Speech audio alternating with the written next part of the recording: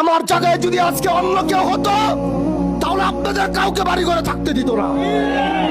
আমার জায়গায় যদি অন্য কেউ হতো কাউকে ঠিক মতো চলতে দিত না, বাড়ি ঘর থেকে বের হতে দিত না। আমি আপনাদের বাক স্বাধীনতা দিয়েছি, আমার নামে লেখালেখি করবেন।